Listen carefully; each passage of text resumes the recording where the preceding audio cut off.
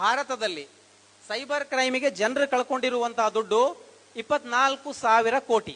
2023ರಲ್ಲಿ ಅದು 7,000 ಕೋಟಿಗಿಂತ ಜಾಸ್ತಿ ಇತ್ತು.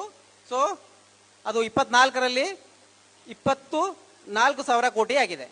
ಸೊ ಕರ್ನಾಟಕದಲ್ಲಿ 2,500 ಇನ್ನು ಬೇರೆ ಬೇರೆ ಇದು ಇದೆ. ಸೊ ನಮ್ಮ ಪೊಲೀಸ್ ಇದರ ಪ್ರಕಾರ 2,500 ಕೋಟಿ ಕರ್ನಾಟಕದ ಜನ ಈ ಸೈಬರ್ ಫ್ರಾಡ್ಗೆ ಕಳ್ಕೊಂಡಿದ್ದಾರೆ.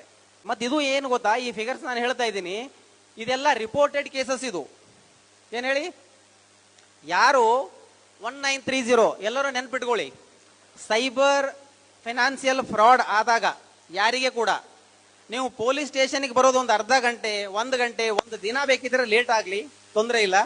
ಆದರೆ 1930ಗೆ ಕರೆ ಮಾಡೋದನ್ನ ದಯವಿಟ್ಟು 1 ನಿಮಿಷ ಕೂಡ ಲೇಟ್ ಮಾಡಬೇಡಿ.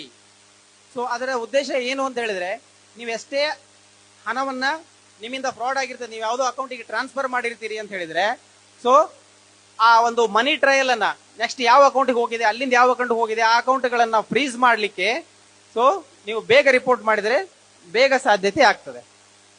ಹಾಗಾಗಿ ಎಲ್ಲರೂ ಕೂಡ ಈ ಫೈನಾನ್ಸಿಯಲ್ ಫ್ರಾಡ್ ಆದಾಗ ಫಸ್ಟಿಗೆ ನೀವು ಮಾಡಬೇಕಿರುವಂತ ಕೆಲಸ ಏನು ಅಂತ ಹೇಳಿದ್ರೆ 1930